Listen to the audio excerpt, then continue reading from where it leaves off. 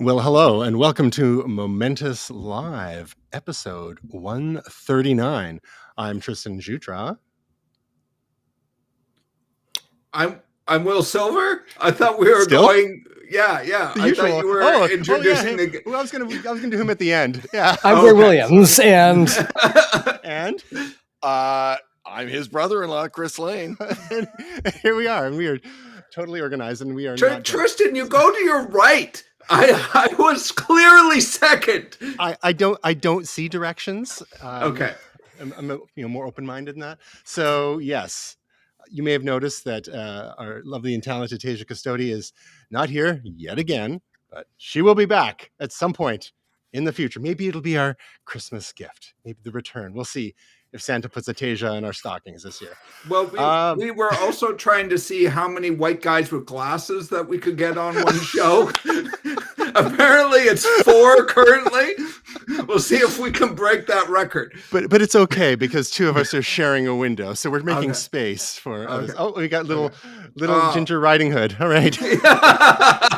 Ginger Hood. Oh, very nice. Okay. I think I saw you in Ahsoka. Yes.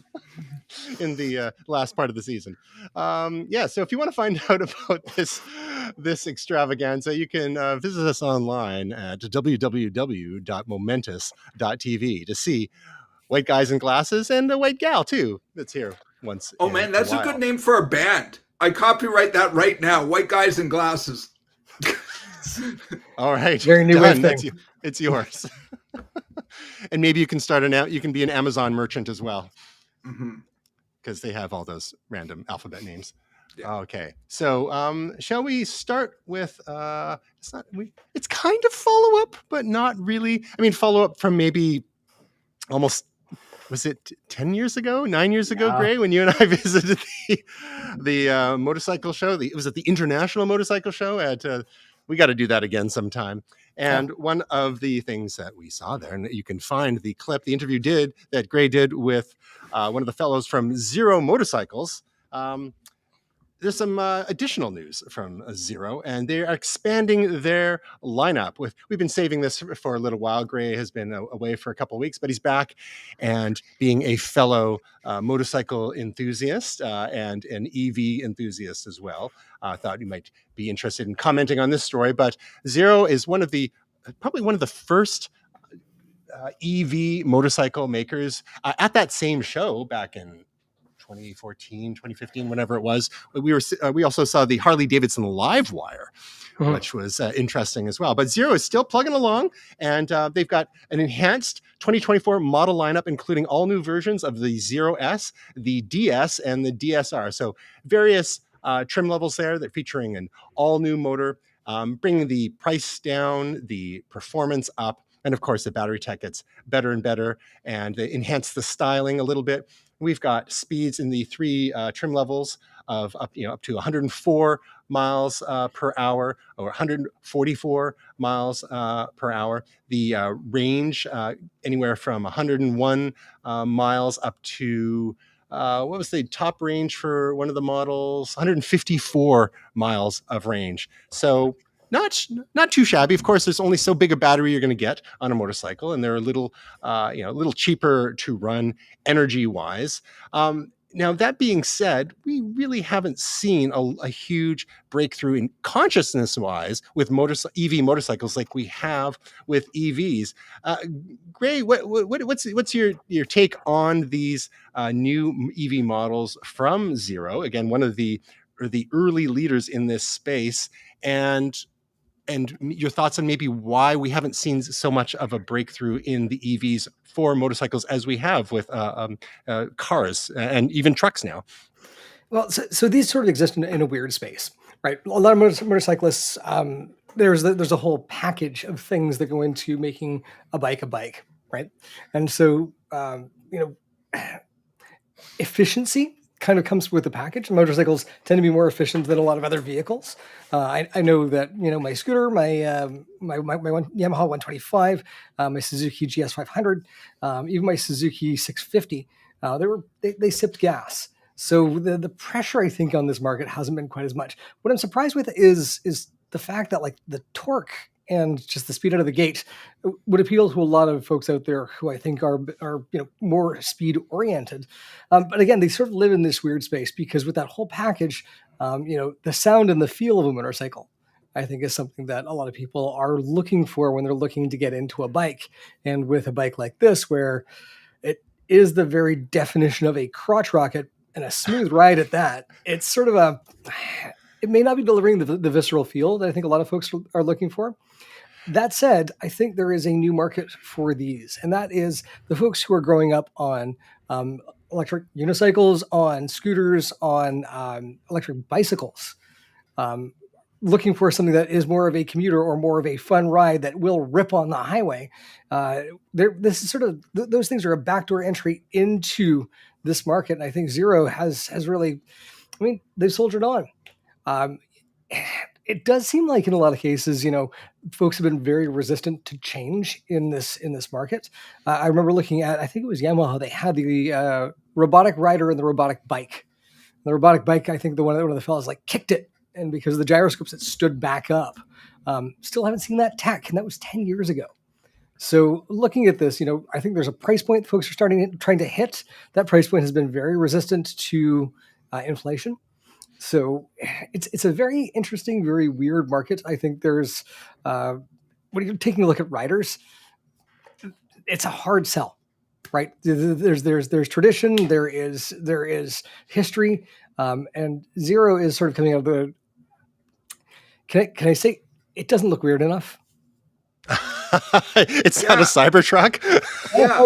Can I say there is some pictures online if you Google Zero motorcycles where they look like something out of Akira, and it's like custom Zero motorcycles. They should be selling that. Yes. Yeah. Right. Do you know what I mean? Like, they shouldn't be trying to sell things that look like traditional motorcycles. They should be selling things that look like they come out of Japanese anime or cyberpunk, Blade Runner type things, not something that just looks like a traditional motorcycle. Because as Gray says, I don't think you're going to sell to these enthusiasts who love the sound of a Harley or something. So it's where do you find the niche in this kind of market, right? I think it's a hard sell if you're just going to try to do traditional motorcycles but with an electric motor. Yeah, I think that's a good point that Gray you mentioned about the sort of the not just the look, there's the looks, but the feel. And one of the things that appealed to me when I was shopping for a bike back in 2014, when I thought it was a good idea to have a little midlife crisis, and I had narrowed it down to either a Triumph, I was looking at the Bonneville, or the a Moto Guzzi V7 Stone, and I didn't even get a chance to ride a Triumph. I test rode a Moto Guzzi, and it's like, this is it. This is all I need. And there was something. Moto Guzzis are a little bit different because they have a transverse V twin, and there's a bit of a shake, a bit of a rumble, a bit of a character to it, which sets it apart from some of the inline V twins or other styles of engines. And there's that visceral nature to it, and the way it sounds, the way it feels. It's like, oh yeah, this is it was love at first rev, I guess. and if I had grown up, I did grow up riding those kind of bikes, but if I went straight to I'm going to try an EV, it's like, this maybe doesn't scratch the same itch. But like you say, if you've got people that are growing up with other types of electric vehicles like e-bikes, quote unquote hoverboards, these electric unicycles, EV cars, I think there's a lot of people who thought that people would never embrace electric cars because you don't get the rumble. They're putting in fake sounds now, and fine, whatever, but there's actually something kind of cool and futuristic about stepping on the quote unquote gas and having it throw you back in your seat and having it be virtually silent. Yeah. That is a different kind of futuristic cool, right? Yeah. So Chris, well, and all I'm going to say on this, my friend, I've never ridden a motorcycle my entire life, so I have nothing to say on the concept. Other than, my friend bought a Tesla, he takes me for a drive and the whole thing. And did it feel weird to have just silence, 0 to 100 kilometers an hour in seconds? Yeah, it's a little bit interesting. And where I think most people that I know that have motorcycles do want that feel. So if nothing else, it's probably got to be a little bit of a delay in terms of the adoption of that kind of concept.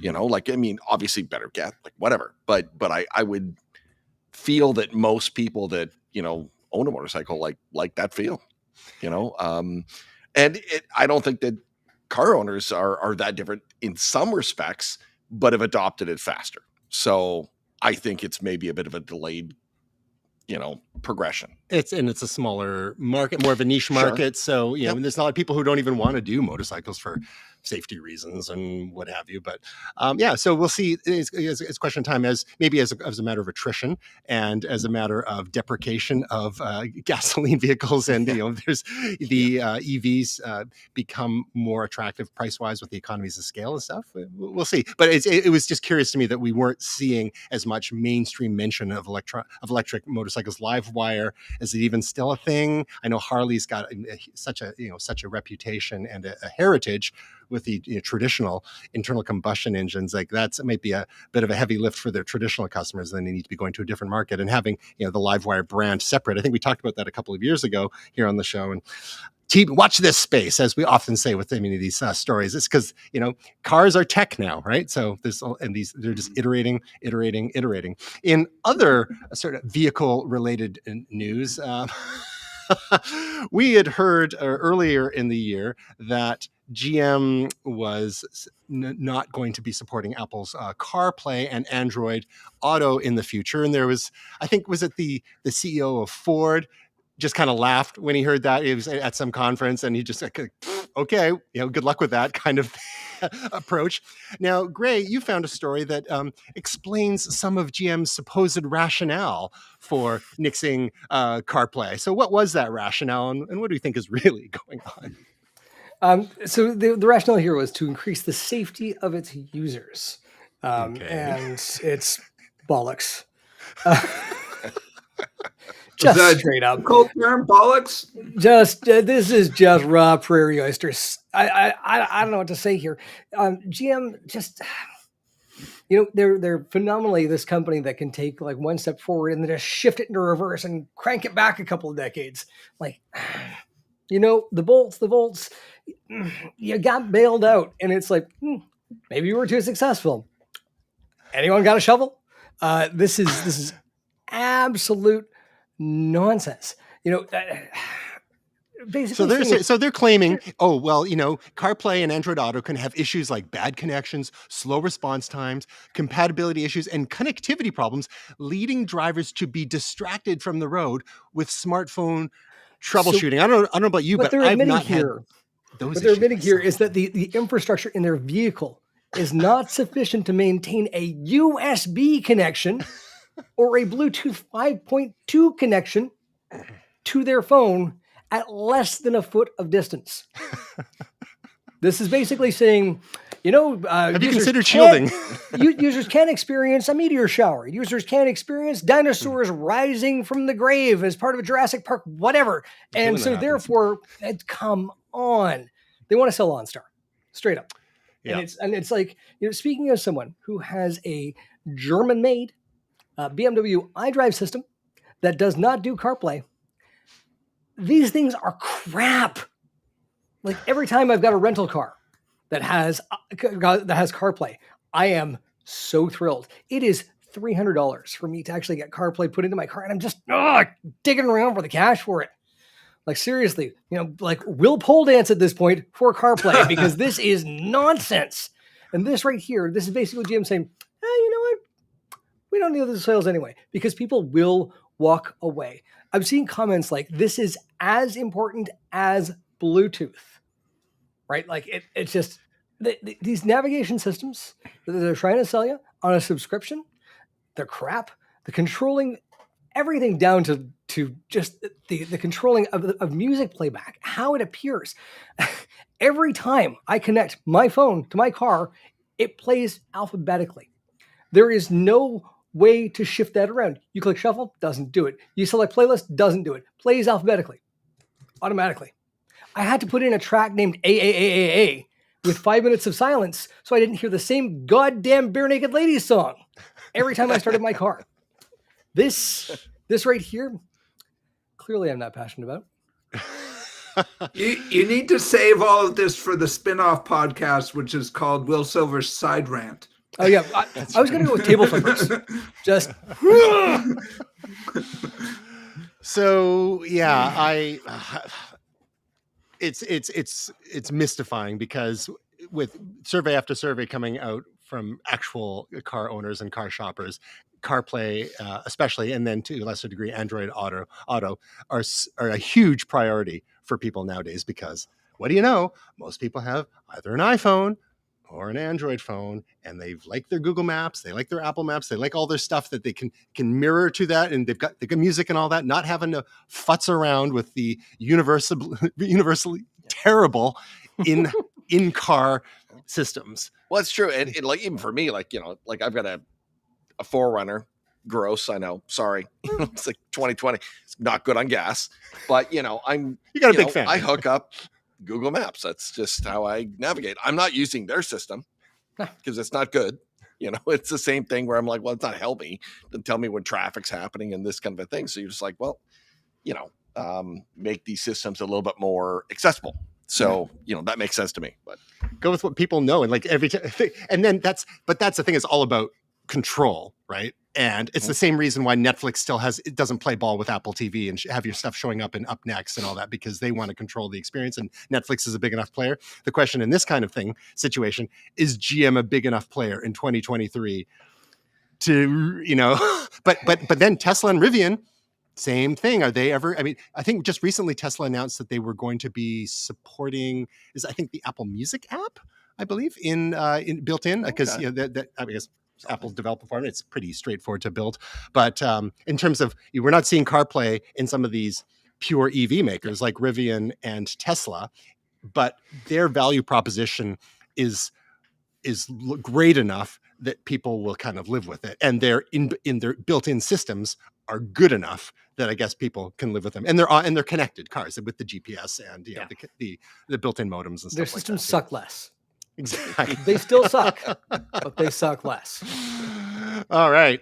Speaking of Apple-related things, there was all the tech blogs and podcasts last week were just rife with stories of Beeper, which had, well, actually before that, I think we talked about it on a previous episode of the show. I'm not sure if it was me and Ged who filled in last week, or if it was you and me, Will, but how there was Nothing, their Nothing Phone 2 is out now, and they were going to do this end run around Apple iMessage to get people in the system and, be a fake blue bubble and all that kind of stuff. We talked about RCS as well, which is Apple is going to be supporting next year in some form. But in the meantime, that Nothing thing kind of blew up pretty quickly because the company behind it was the security practices were not great, and it was a bit of a nightmare. So in the meantime, we've got Beeper, which has had an app for quite a while, which is sort of like an Adium from the 2000s, which would be a multi-platform messaging app, which is a cool idea. And they had an option in Beeper to allow you to bring your iMessages in there, but it required an Apple ID login, and it kind of worked. But then there was an additional hack that was created by a 16-year-old developer that they have since integrated into this new app called Beeper Mini, which didn't require your Apple ID credentials, and simply required your phone number, and it would figure out. And it had this kind of thing behind the scenes that it pretended that it was an Apple device, and you could be on an Android device, basically using Beeper Mini, and you would appear as a blue bubble and be able to use most of the iMessage features, which a lot of people, some people were like, hallelujah. Whether or not actual Android users care about this is another question altogether. But a lot of iPhone users were excited that maybe this is something that they could introduce to their Android friends so that group text wouldn't be broken, and there, certain features like tapbacks and the like would be properly supported. Not things like necessarily like stickers and games per se, iMessage games, if anyone actually uses those. But say like 80% of the iMessage feature set, which is a nice idea. But Then, as predicted over the course of the weekend, it kind of fell apart because Apple plugged a hole, as a lot of people suspected would happen. And they said, well, we took steps to protect our users. And it's kind of like, for their safety kind of thing. To be fair, a lot of these things, whether it's, iPhone jailbreaks of the past and the like, they were exploiting security vulnerabilities. So perhaps in this case, there's some sort of perceived or actual security vulnerability that Apple could address and say, especially for the size of the potential audience here that are actually interested in this, Apple doesn't care about pissing off that many people. But as predicted, we're full on cat and mouse mode, because apparently it's working. Beeper Mini is working with iMessage again. Gray, how long do you think it's going to be before Apple has managed to stomp out this loophole? Apple can stomp this out instantly. It's not a loophole. This is actually a programming technique. It's Apple's application Apple push notifications, APNs, right? And so essentially your application is provided with a token ID, and that token ID is allowed to shuttle things back and forth through push notifications. What they've done is they've created an app that actually uses this in an appropriate way, in an identifiable way. Apple knows which APN it's using and can shut it down if they want to. That will shut down Beeper Mini entirely as an app for any push notifications.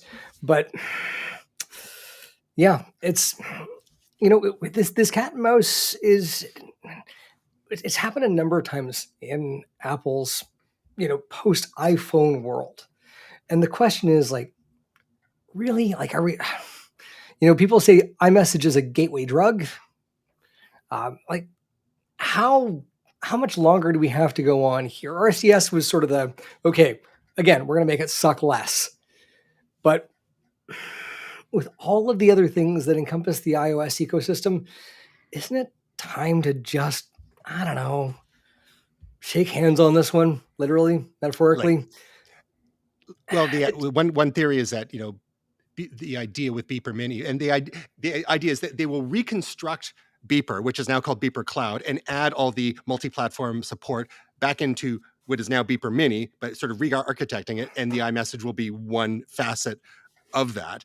And maybe this is like an acquisition target. Hey, Apple, you want to be perceived as the good guys here. I mean, there's been so much internal debate in Apple over the years about whether to make iMessage, or the Messages app and the iMessage protocol, available for Android users. But one of the, many of the dissenting voices within Apple say, well, no, because this is a form of lock-in for Apple users. And, let's get people to peer pressure their friends into getting iPhones. Or Tim Cook last year said to one person at a conference, buy your mom an iPhone.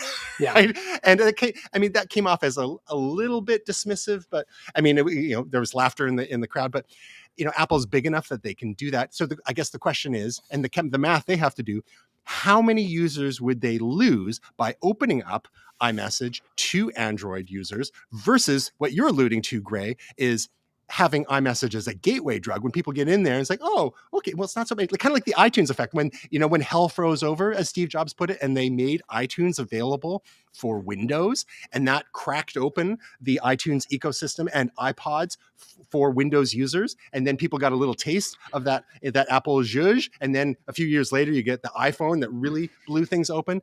Would there be the same did that effect? kill the Zune? In its crib. But Apple is already so dominant here. They've actually got something to lose, where back then they had more to gain than to lose, really, by opening up the iTunes and iPods to Windows. This is a little different scenario. A limited iMessage protocol, right? That is provided to Android, or a limited iMessage app that's provided to Android. That is, here's your taste, right? Here's your little bit. Mm-hmm. Isn't it nicer over here on this side? And it's just, what, the read receipts, big thing, right? The typing indicator, big thing. Being able to leave group chats, big thing. Outside of that, there's nothing else that I want out of my Android friends. I just want to stop the pain in the ass that is talking to them on text. So honestly, this is for us. This is for the iPhone users. Just make it go away. Yeah, and I listen. I was want to just chime in here because my course. son, I'm a family of 4, and he went Samsung Oh, a few I'm years so ago, sorry. and so I know, and nothing group Black wise sheep. works. I go, I have literally like 10,000 songs, and you can't access any of them, and like I don't know why you went this route.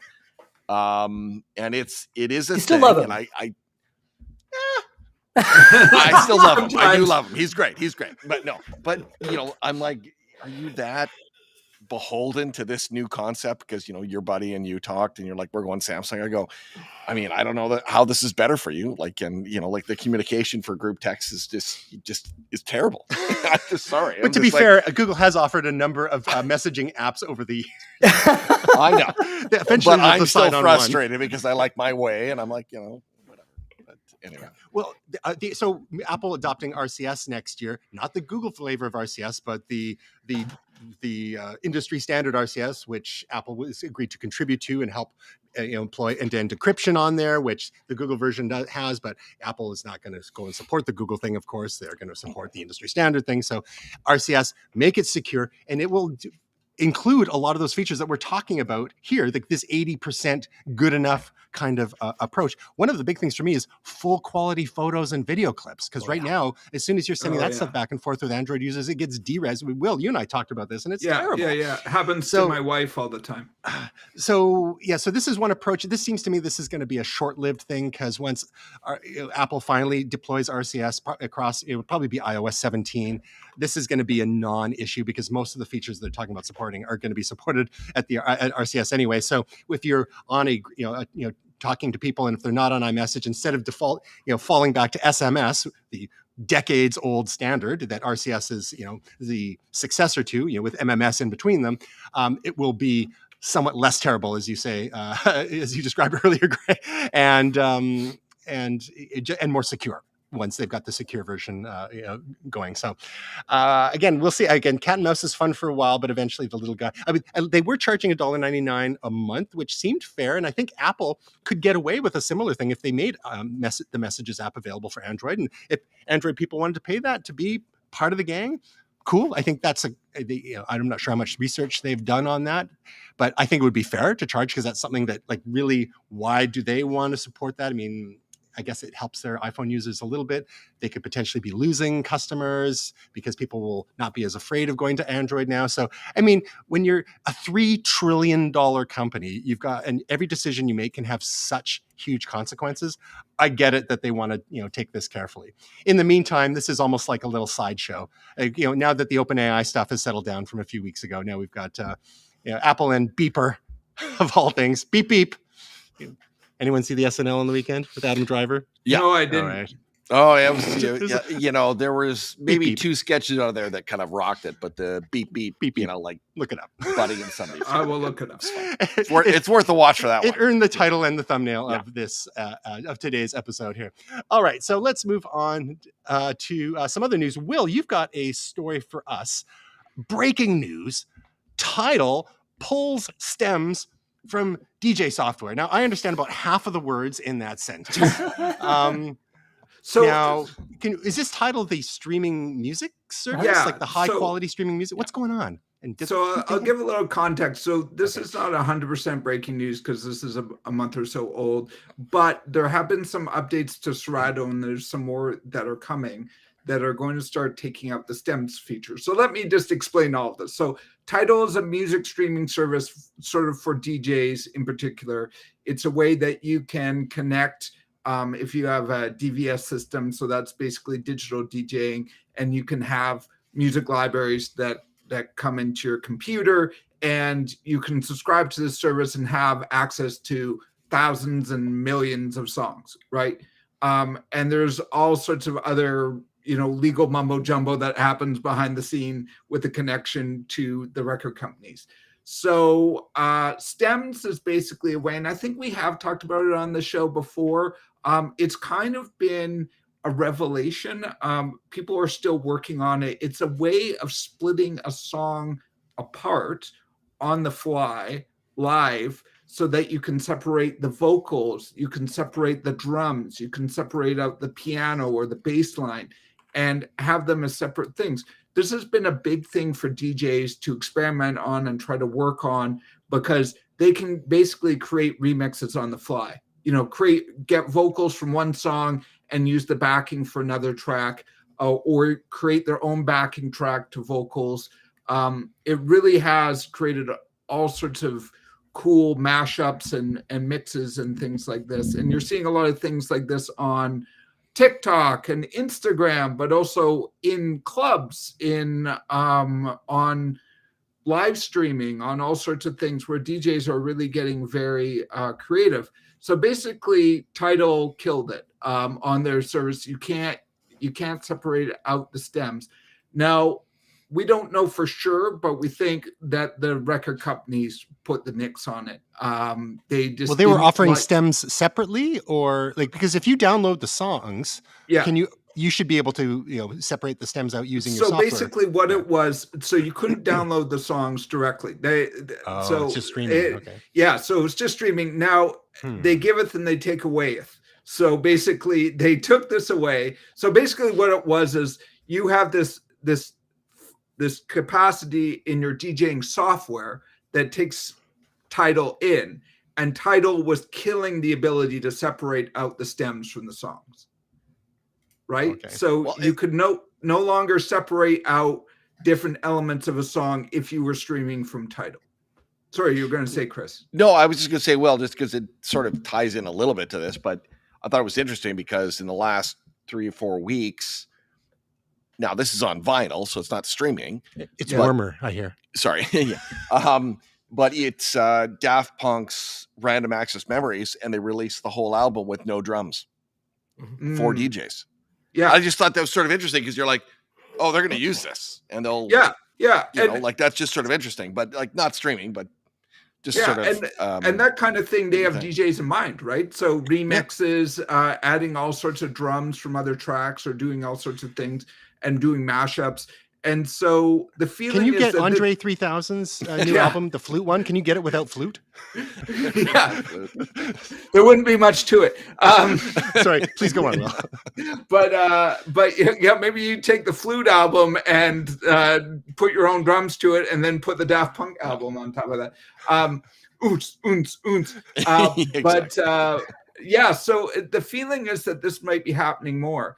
And it's by other services that stream music. So DJs are a little upset about this, because this was kind of a huge revelation that this capacity was happening, and that the basically the big music giants are like, whoa, we want to sell you remixes. We don't want you to do them. So they're basically cutting this off in certain capacities. So because they want guys like this to buy more vinyl. I have a vinyl issue. It's it's a problem. But no, it's not an issue. I support it. I'm a DJ. Go ahead. I went weird in the last 3 years, to be clear. So, didn't we all? Little pandemic. Little pandemic hit. Just to kind of contextualize this a little bit, stems aren't just the real-time separation of music. Stems is an audio format, .stems, and it contains all 4 of those tracks. The real-time stuff that can be done by AI on your system is sort of the new thing that Serato's doing, which is badass. It can take a wave, an MP3, OGG, whatever, and separate it out using AI to figure out what those things are. And it's not bad. It's better with Kids wave than it is with anything else. Nowadays. Right? Yeah. Back in my day, we had to use frequencies. The low end, the bass and the drums. It's so unless you've now. got a rain, and then you've got that extra fourth in there, the high mids and the low mids, which is why you buy it. Yeah. Anyway, here's the thing: you've been able to buy .stems files for almost 10 years, right? Traktor has had this as a feature since the launch of the original S4 and Traktor Pro 2.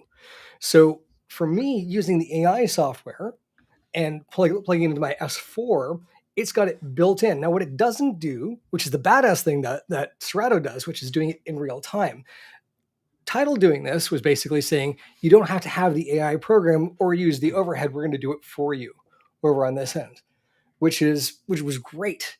But the problem there is, obviously, the record label is going, are we making money? Can someone explain the step? Anyone? They don't get it. And here's the thing, like in order for anyone to make a remix and monetize it, you've got to clear those samples anyway, right? Yeah. So it's like they just don't seem to understand that this is actually hurting them, not hurting the DJs. And you're totally right. It's not stems per se. I'm kind of using that term as the same thing, but the stems feature in Serato. Yeah. And there is a rumor, there's an update coming to Serato that it's going to start hamstringing. I don't know what the word is for stems, basically starting to take away like the ability for stems to work on certain platforms. So we'll have to see whether that happens or not. But basically, the record companies are pushing back and going, we don't like this. So there's too much creativity going on. Stop it, everyone. It's interesting. I had the Beatport streaming subscription for a while, and I canceled it after 2 months. Beatport's another one that's rumored to be killing it. Well, I canceled my account because you can't record your sets inside of Traktor when you use Beatport streaming. It won't let you do it.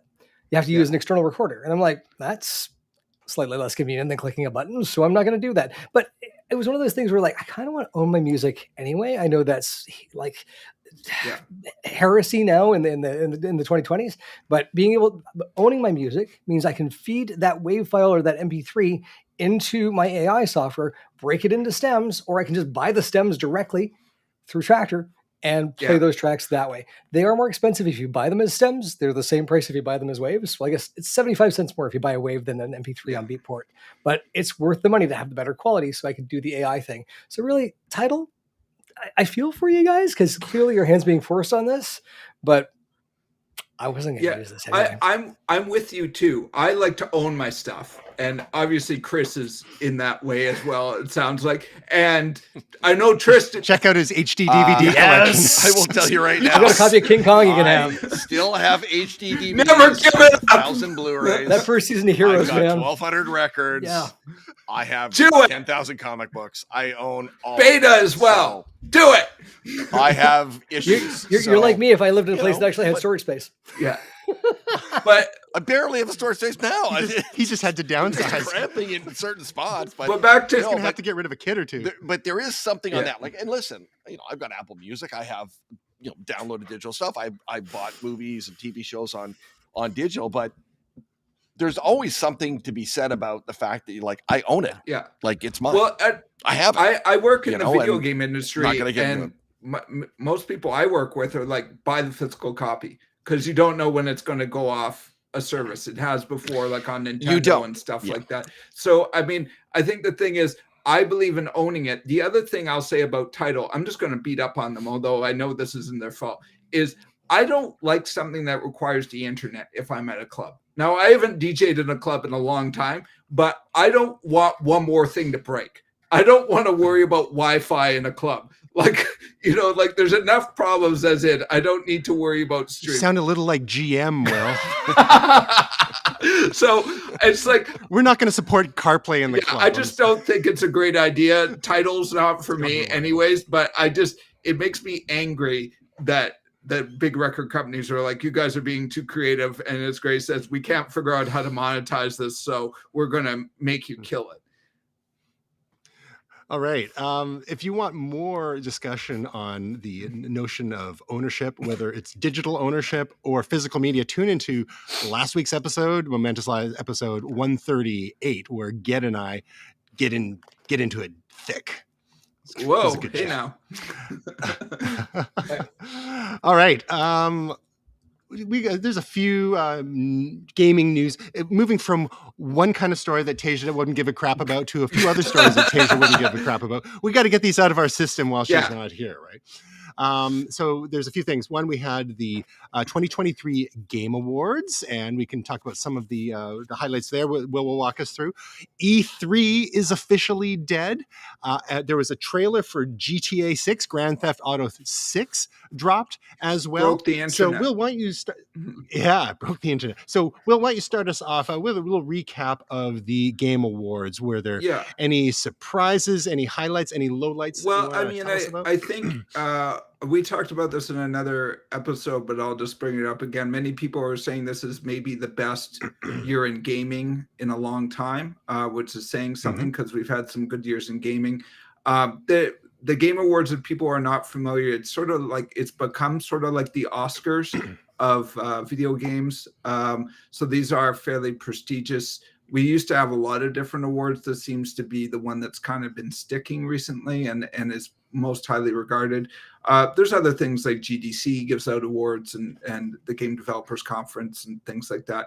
But this is kind of the platinum standard right now, the Game Awards. The big winners in this were Baldur's Gate 3 and what's the name again? Alan Wake 2. Yes, Alan Wake 2. So they were kind of the big winners. Baldur's Gate won 6 awards. Best game. Alan Wake won like best story and best narrative. But I mean, there are games that are epic, like the new Zelda and even Super Mario Wonder that people are saying are reasons to buy systems. And they could barely get a sniff at an award. My current digital heroine, Starfield, got like 1 nomination. So it's just been an outstanding year for games. And it just goes to Baldur's Gate again, broke Steam when it came out because everyone had to uninstall and reinstall it, and Steam basically shut down for a while because so many people were trying to reinstall Baldur's Gate 3. So this is an outstanding year and just shows that Baldur's Gate was pretty much the odds-on favorite to win, and they won 6 awards. So I noticed there was nothing there that rhymed with Schmestiny Oh, they Schmoo. were nominated for best community management. Yes. In their like 9th year of a 10-year program. yeah.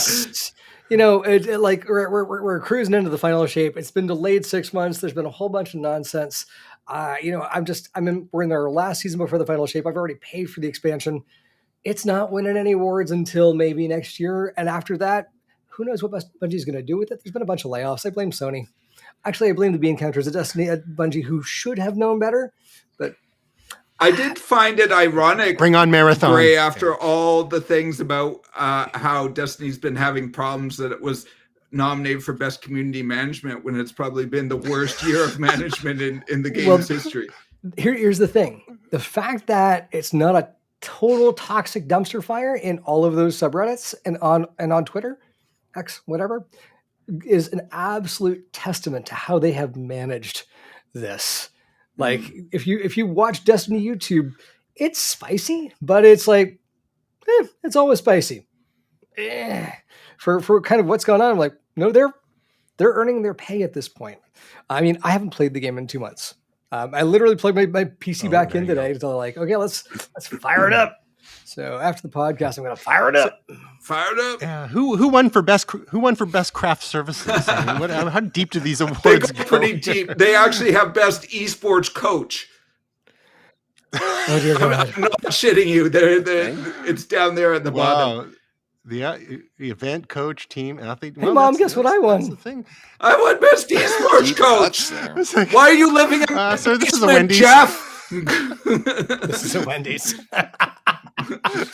Quite the frosty reception on that one. Oh, I see. So now there were a couple of criticisms with the awards this year. One was that, they should have had more mention of various, political or conflicts or something in the world. And it's like, okay, sure. But I think the one that was maybe a bit more germane was some people felt that a lot of the people who are receiving their awards, especially the smaller indie developers, it felt like it's kind of like when you're watching the Oscars, how they get 3 words out of the mouth and they start playing the music and it's time to you get the hook, right? Yeah. Now, I don't know if given that it was such a strong year for games, and given that so many AAA, there's just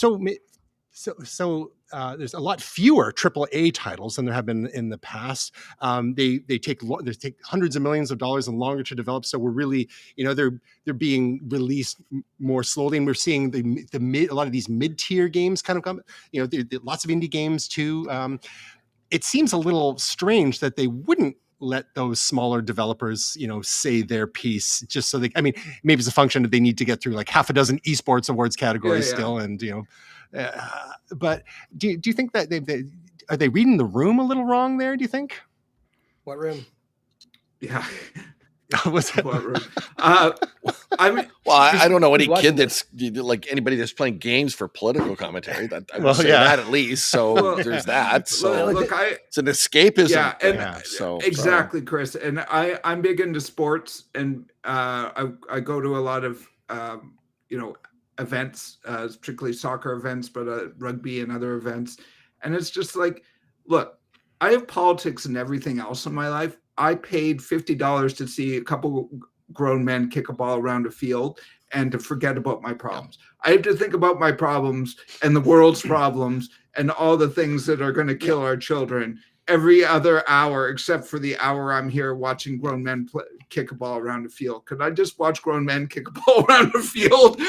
So, exactly. So it's the same. Not more complicated than that. Yeah, I mean, we get so much of it. Does everything have to be politicized? That's my thing.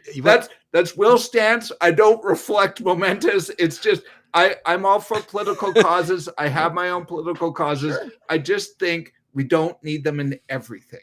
That's all I'm saying.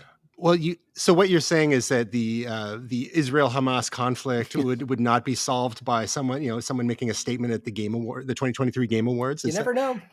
You never know. It could be, but we made a joke. We both went to Gate's pretty. Netanyahu goes, "Oh, we both went. Baldur's Gate said we shouldn't. We shouldn't the guy anymore." Put the cannons away. We're gonna stop now.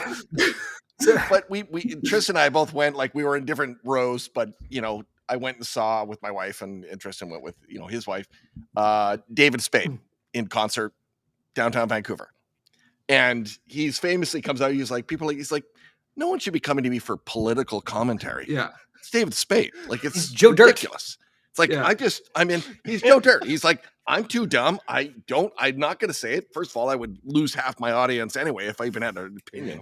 So I just think that's sort of funny, where you're like, there has to be a few things that you could tune into. Whatever happened to safe spaces? Yeah. Well, it's sort of ridiculous. They're called safe points.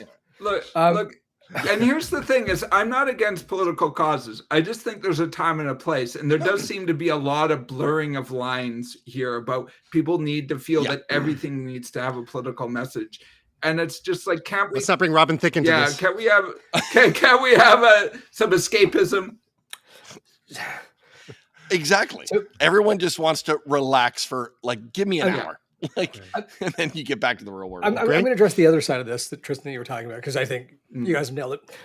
The side I actually wanted to talk about. So indie developers only getting a few words out.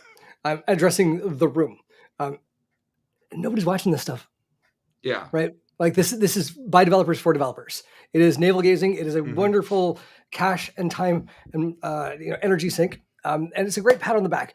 What I am doing is going to the list, figuring out which games I'm going to have a little bit more spice in my life, because Destiny 2 is winding down.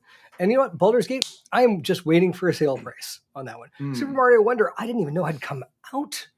So I'm like, okay, you know what? I'm gonna set aside some gaming dollars for the things on this list. I didn't play Alan Wake 1. I'm not really sure if that puts me in a detrimental position for Alan Wake 2.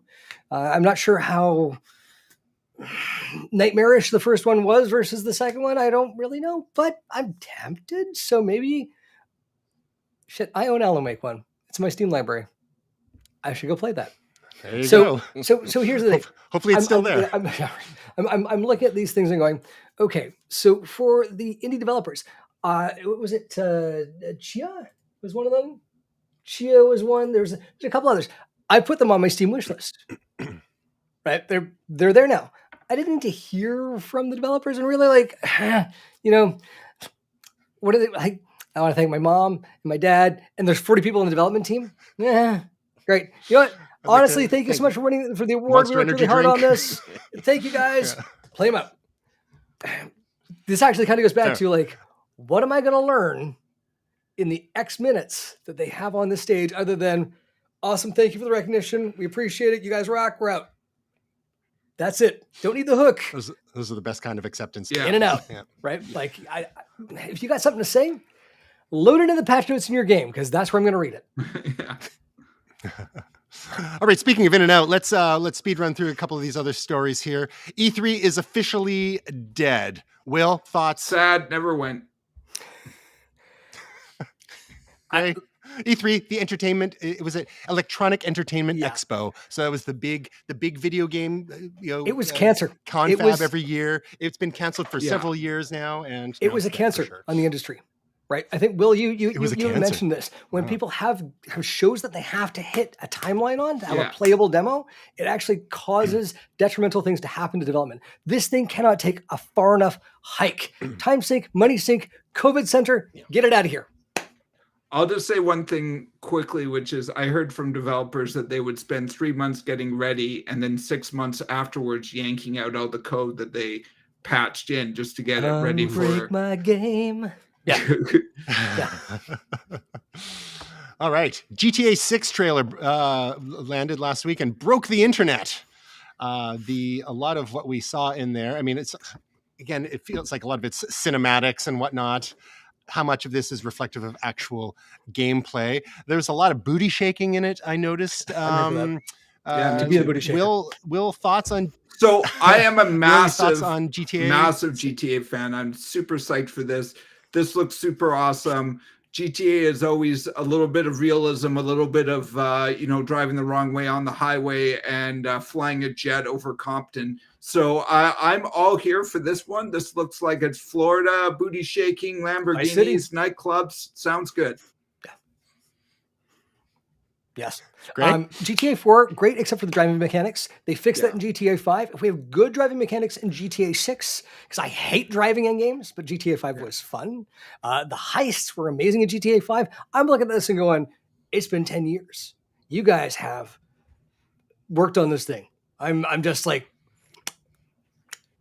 inside my GTA 4 safe box that I got with the collector's edition is the money for this game. Yeah. Can't wait. Heavy breathing. And it seems to feature a variety of Florida men. Yes. Yeah. And first time female protagonists. And alligators. First time female protagonists. Well done, guys. You know what? Rock and roll. And I like the Bonnie and Clyde thing they're setting up. So it seems interesting. Yeah. All right. Well, there we go. In a little bit of entertainment news, we saw a trailer drop for Furiosa, a Mad Max Saga. So a prequel to the Mad Max series of movies. Not sure how far back this is going, and not Charlize Theron playing the titular character. We've got Anya Taylor-Joy. Chris, you were a fan. It was my wife Stephanie didn't want to see this because she said there was too much sand.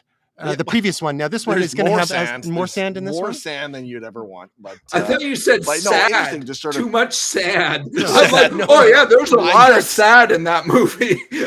It's probably sad too, but I don't know. But but it's same director, George Miller, and great actress, and looks like they've spent a ton of money on the whole thing, and probably will be kind of fun. But just interesting that they've gone, back in time and, not using Charlize or they didn't want to de-age her.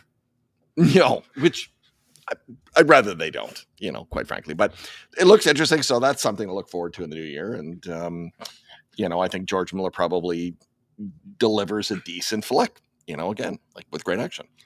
Gray, how interested are you in Furiosa, a Mad Max Saga? Very. And I think, it looks great. I mean, honestly, it looks like cuss an arm and a leg. Yeah. Let's see what you Oh, sorry. What did But that looks solid. Yeah. So that's something to look forward to in the early new year. Gotcha. Speaking of sand, a new trailer dropped for Dune Part 2. And apparently, by all accounts, it's more, they're stepping up the action heavy. Action heavy. Yeah. But again, same. Amazing cast. Looks good. They've got I think I saw Charlotte Rampling in there as well. What's a Charlotte Rampling? Come on. Smaller version of Charlotte Ramp. Christopher Walken is in it. We got Austin Butler. Austin Yeah, he's in Butler, there, and too. of course Christopher Walken was a surprise It's for me. going to be an I saw him excellent in the movie. trailer. I think you're really going to be excited for it. Yeah, he's really gonna nail it. Will, what are your thoughts on Dune Part 2? I- It was supposed to be out this fall, but it got delayed thanks to the writer's strike and the actors' strike, so they pushed it off till March. I am psyched for this one. I mean, I really enjoyed the first one. I think I've mentioned it before on the show. I think Jamie was maybe a guest, that the first one traumatized me back in the 80s. I watched it way too young. Oh yeah. My brother's 8 years older than me and often would traumatize me with things. And so the first one haunted my dreams for about 10 years. I have opened up my mind, much like in Dune, and have enjoyed the first one. Excellent direction, excellent cinematography. I'm all on board on this one. Yeah, looks pretty solid. All right. This is a story from a few weeks ago. We didn't get a chance to talk about it because I was waiting for Gray to come back. There was, after decades lost, Star Trek's original Enterprise model may have been found. It showed up on an eBay listing, and as a where does it go here? Then it came down. It was listed for only $1,000 US, and then the listing came down. So maybe they decided to keep it or found a private seller for it. It looked kind of beat up. Apparently there were a couple of different models, but this was one of them, and it seemed to be legit. So this is basically the idea here is that, this was the 3-foot model. Not to be confused with, I think there was a smaller model that was, there was an 11-foot model that was also used for most of the shots. So this is a smaller one. So this is by way, this is just an entryway to ask the three of you. I'll start with you, Gray, since this is in honor of you. What, real life, authentic movie prop would you shell out big dollars for if you could get your hands on one that you don't have already? It's got to be like movie or TV show propped. What would you lust after that it would just, you could die happy if you got a hold of it? I would like the command chair from the original Enterprise, USS NCC 1701, no bloody A, B, C, or D. That original chair, I just have a room. Nothing else in that room. Maybe a good set of speakers, like is it real or is it Memorex? And just that chair. That would be my mind palace. Just close the door.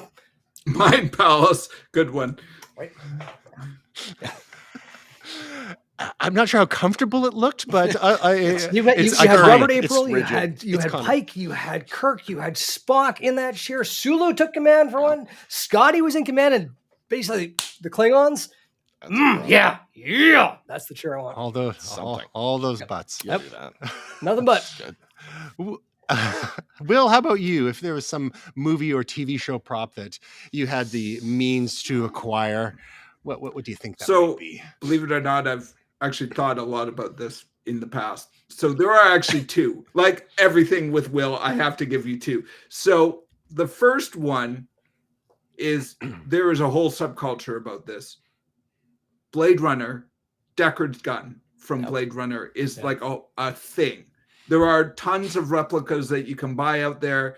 The original just went for like some ridiculous amount of money a couple of years ago, or one of the originals, it was like hundreds of thousands of dollars or whatever. It was super expensive. Deckard's gun from Blade Runner. The other one is the Nike lace-ups from Back to the Future 2. Yes. So those are the two props. They made recreations of a few years ago. Yeah. Not the hoverboard? Yeah, with the hoverboard. Yeah, I have a hoverboard. So, it's a toy hoverboard, but Oh, okay. You already have. Yeah, I'm 40-something. I'd break a hip. No, thank you. Yeah. So, those are the two things, and those are very widely lusted after. I am not the only one who is obsessed with those two things. So there's whole subcultures around those two things. It's crazy. That's good. Chris, how about you? I'm such a collector. I would, and I've met John Carpenter in Las Vegas. I saw him in concert. Oh wow! With his son and the son, because he scores a lot of his own movies. One of Dave Davies from the Kinks. Yeah. So they basically did 15 songs from all the movies live. It was amazing. like loved it, met him, paid for the meet and greet, shook his hand, got him to autograph a bunch of stuff. Cool. Like I've got the Escape from New York board game, and he was like, "What's this?" Like one of the things I hand him, I go, "It's the instructions for the game of Escape from New York." He goes, "Oh, good Lord." You're one of I those. don't know. I bought all the stuff online, but I will say if I could own something, it would be pretty much any kind of prop from The Thing. And maybe second, something from Big Trouble in Little China. I would just love this, just something, anything, like just, hey, look at this. It was on the movie. So, not one specific thing, but like, I just think those movies are amazing. And that would make me pretty happy. Well, there was something that Chris was supposed to bring, and it's literally it's a 90-second drive away from here in the trailer. We're in an undisclosed location in the United States of America right now. And he brought something on his trip. I was a little confused as to why, but I'll let him describe it for you because it made for a great visual. So I apologize, but it's a Bluetooth speaker. It is the Tron Light Disc. Oh, nice. So I just got back from Florida 2 weeks ago, and I went on that ride, that Tron Light Cycle ride. A little visual there of the shirt there. That's pretty much it. That's it right there. And obviously blowing all my money on this stuff. The ride took like 2.5 hours to get into. Super fun. Highly recommend it. We'll get into the ride in a sec. Yeah. But basically, this thing just lights up. The speakers sound is not good, but whatever. It lights up and brings me joy, and so I enjoy it. I like that. So, I'm a huge Tron fan, so for whatever weird reason, because it's awesome. On the bright side, it's a terrible speaper. It's not a good speaker. It sounds, but it'll really hurt if you chuck it at somebody's head. Exactly. For sure, it's got some weight to it. So you lose out there. I did not pay $110 US for that. I paid about 80 US. Yeah, it was bad too. That's still but shameful. Listen, you're in Disney World. That's cheap. It's expensive for it. It's not that bad. Cheap. That was good. I thought it was pretty decent, right? And I actually have the monster Bluetooth where you plug the phone in. It's also a disc, but it's got a subwoofer pointing down from 10 years ago from Tron Legacy. Now that thing sounds great. Speaking of Daft Punk, this one, let's watch it. Yeah. So we're going to get into that in just a sec. So again, I have not thought about this very hard, but one thing that popped to my mind that I thought would be funny just for the lulls is the shark head from Saturday Night Live from Land Shark. The recurring sketch they would have, and people are like, knock, knock. Oh, who is it? It's like, telegram. Oh, I'm not expecting any telegram. Candygram. Oh, really? Opens the door. Shark head comes and eats the person. So that would be fun. But more seriously, however, maybe one of the original Xenomorph models from the original Alien movie, like H.R. Giger design. That's a good one. I mean, they're not great to look at, and they're kind of freaky, but it would be pretty badass. Scare the crap out of your dog. Exactly. Put that in the man cave. All right. So speaking of Tron, there's a little bit of news. It's a Tron sequel. Yep. Tron Ares. Chris, what can you tell us about Tron starts Ares? in January. Filming? Yep. In Vancouver. So they're going ahead with it. Starring? It's Jared Leto. Whatever. We'll see how it all, he's a fan, so we'll see what he does with it. I'd love Daft Punk to reband and do the score, but I'm sure that's not happening. But I have 4 copies of that album, so it's ridiculous because I love it. And different colors and whatever and stuff like that. But yeah, I'm a huge fan of that whole thing. So I'm at least psyched that they're trying to do something that's not Star Wars or Marvel. Just branch out, give it a shot, see how the whole thing comes out, kind of a thing. So we'll see. Different director. Don't know much about the guy, but it's at least it's going and they're doing it. So I'm kind of excited for the whole thing. Yeah, that's awesome. Will, thoughts on what did you think of Tron Legacy, and how stoked are you for Tron Ares, which I had not heard anything about? Yeah, I hadn't either. I'm psyched. I like Tron. I mean, I'm a kid of the 80s and arcades, and I remember when it came out in the arcade cabinet and all that. And I actually liked the last one. I thought it was good. I mean, certainly it wasn't brilliant, but there was a lot going for it. I enjoyed it. I agree with Chris. I mean, I had that Daft Punk soundtrack in my car for like 2 years on heavy rotation. Amazing. It's probably one of the best movie scores like of all time, in my opinion. It's like highly listenable. I would just listen to it driving all around, and don't even need to know that it's part of a movie. It was just a great audio experience. So yeah, I mean, I'm super interested. I like Tron, and I like that they're trying to do something more with it.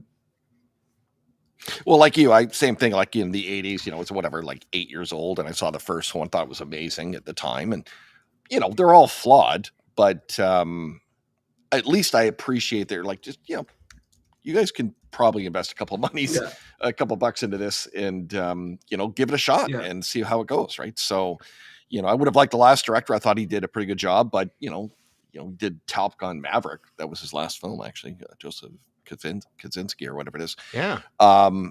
So we'll see what this person can do. And like again, I think music's a huge point, like a whole key to making it a decent movie. And we'll see. Maybe it's not meant to be a great one. I have no idea, but I'm willing to go along with a ride. So this is my question here: Is Joseph Kosinski directed Tron Legacy and Top Gun Maverick? Correct. And so is he on board for this? Because he was originally on board in 2015. They said he was, but and they've got someone else now. Another guy. I've not heard of him before. Okay. So shortly afterwards, they canceled Tron 3. Yeah. Oh, I see. So he was going to. Yeah, because they were making all the Marvel movies, and the Marvel movies were making the money, and Star Wars and stuff like this. So it's like, why invest into a franchise that made them some money, but not tons? But he's passionate about being in the movie. Jared Leto, yes, for a long time now. So.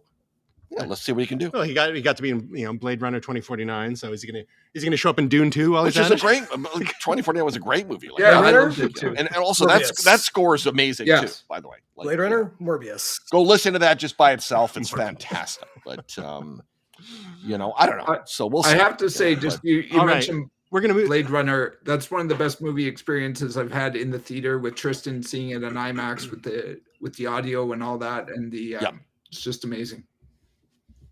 I probably watched that like 5-6 times, and on 4K in my house, it's a crank, and then even just the score, because I've got that on album as well, and I'm just like, wow, it's fantastic. It's very good, and I enjoy that stuff. So so get the right score. So keeping in line with our Tron theme here, we're gonna move from momentous picks to see if we can land this thing here. We'll start with you, Chris, because you hinted at it a few minutes ago. Oh, yeah. Your pick of the week is the ride. It's a good ride. The line's terrible. The Tron Light Cycle ride at Disney World. But you do it at night. You try to do it at night when it's dark. Even better. But if you want to go for like 0 to 60 in about 3 seconds while you're strapped in like a motorcycle situation, it's cool. Very cool. Now, Will, did they have anything like this when you were at Disneyland recently? So I'm Captain Disney Nerd, just so you know, Chris. They don't have this in Disneyland. The only other place that it is Shanghai. Shanghai. So, but that's why I flew to Florida. Yeah. So I'm excited it was in Shanghai first, and then they brought it to Florida. I'm excited to try it out. I've seen a ride through of it. It looks awesome, and I'm super jelly. It's good. Yeah, it's good. My only complaint, and this is not about the ride. I mean, it's a minute long. Like, obviously, it's not long. Yeah. But would be that it's the only ride in Disney World that has it's a virtual queue. And my daughter's explaining to me, I'm like, I don't know what that means. I've never heard that. She goes, well, immediately at 7 a.m, we have to log on to some app. And I go, okay. And she misses it. She goes, now we have to log on at 1 o'clock. She goes, but we can also pay $20 a person if we're allowed to get in there. So I literally paid for it. Did you do the individual lightning lane? So this is embarrassing, but I paid the $60 for the three of us, and they go 8:05. I go, okay, at night, I'm like, fine. And then my daughter gets us into the virtual queue, and she goes, oh, well, then the numbers, your queue 117. So at 5:30, it's like, oh, you can now go, you can go line up now. So I go, all right, let's do that. Thinking maybe we'll ride this thing twice. and they don't tell you how long the line is. Yeah. And it was about 2 hours and 15 minutes. I had no idea. Yeah. We get out at 7:55. My wife goes, "That was too intense for me." Yeah. I go, "All right, well, I got to do the ride and, whatever, wasted $60. But, I would have done it again. I got to tell you, it was Chris, that lineups intense. are nutty in Florida. They can be like 2 to 3 hours for things. And I thought that the week of U.S. Thanksgiving would be a quieter period of time to do 4 theme parks because I'm not that smart. Yeah. And it was wrong. It was very wrong. It's a very busy time. All right, Will. Yeah, very busy. Will, your pick of the week, there's a little story. Well, to I it. had 2 picks of the week, but are we just going with one? Well, we got to get Gray out of here. So let's tighten it up. Well, this is a long story. Do you want to keep it for next week? How long does it sum up? No, we'll skip it. We'll skip it. Okay, what's the other pick? The other, because it's going to take a while to explain it, so let's just not do it if we got to rush. But what's your other pick? So my other pick is the Doctor Who. But that's Gray's pick. It was my pick. The holiday special? Yeah. No, the anniversary. Yeah, the third. Which one? The giggle? No, all 3 of them. We can both have this. Skip it. Okay. Skip this. Okay. Well, I was going to say, Tag team it. So Doctor my Who, pick let's was go. specifically the giggle because we see the return of a villain from the 1960s. It's Neil Patrick Harris. There is a Spice Girls number, and something that has been myth but never happened before has happened. What? As with a lot of Doctor Who recently, there are a lot of people who are very angry on the internet. And I feel bad for them, but I really, really enjoyed myself. I'm looking forward to seeing what Ncuti Gatwa is going to be able to do.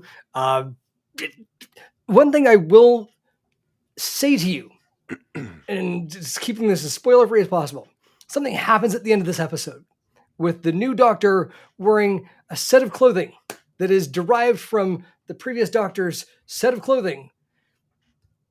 Think about this when you see it, because there's a division of clothing that had happened, and it means someone went commando.